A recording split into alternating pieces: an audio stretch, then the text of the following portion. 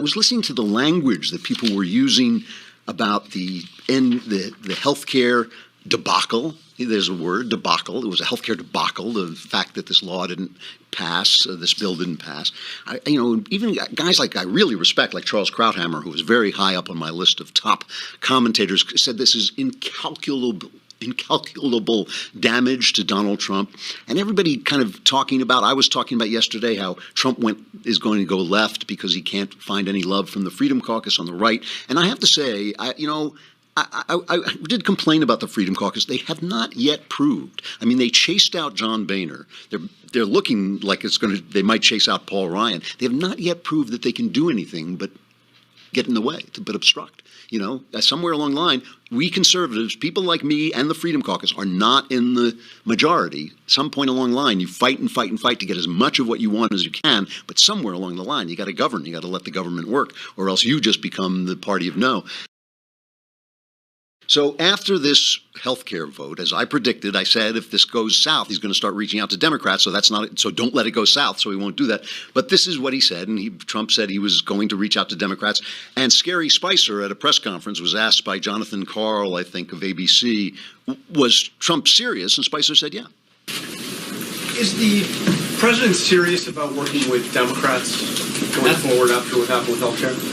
Absolutely. In fact, starting Friday afternoon through late yesterday, he's received a number of calls, as well as other members of the senior staff that had been working on health care, from members of both sides, saying that they would like to work together, offer up ideas, and had suggestions about how to come to resolution on this and get to a House vote on this. Would this require a... Sorry, John, this isn't a free-for-all. Jonathan's asking a question. But would this require some correction for the White House? I mean, the president's branded Chuck Schumer a clown, worked entirely with Republicans on this bill. Would this require a serious change of course for the president? To some degree, sure. So that was one of my fears. Obviously, it's true.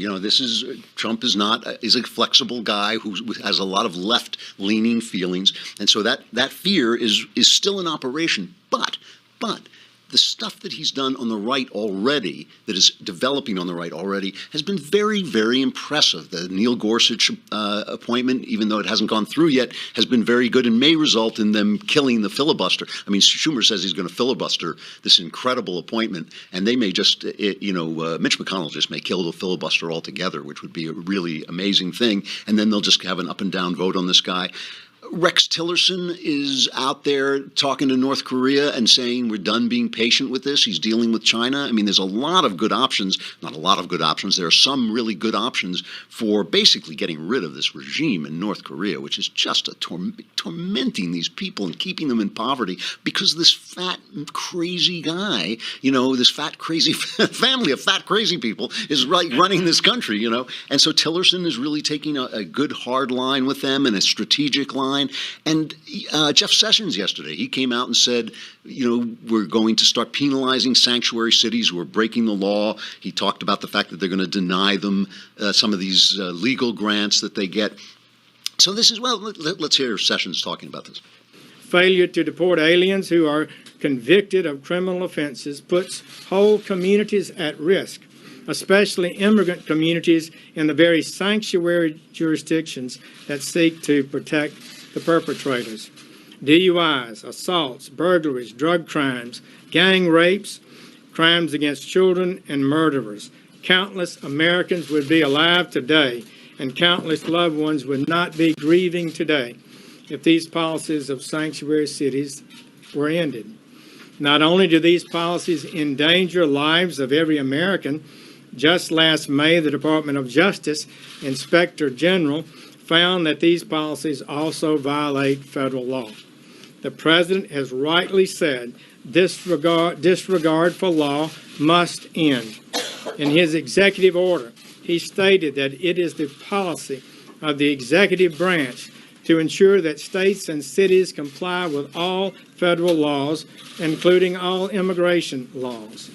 So one of the things I like about this, LA is threatening to fight back, Chicago, New York, one of the things I love about Trump, when he is conservative, is that he forces Democrats into the position of defending federalism, of defending the fact that in their localities people have the right to make their own laws. So when I have one side, the federal government, pushing conservatism, and I have the left pushing federalism, I'm a happy camper because I get a win in any direction, and I think, so this is one of the things, like I said, yes, Trump has left leanings. Yes, he's going to do left-wing things.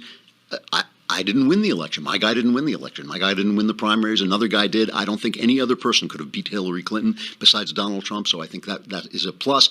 We're going to have to take some leftism with our meal. That's too bad. I'm sorry about that. But it hasn't been malignant, It doesn't look like it's going to turn malignant because of all the good right-wing things that he's doing that may actually last longer than any left-wing thing he does. So in other words, if he actually does get good appointments on the Supreme Court, that's going to have a much longer lasting effect.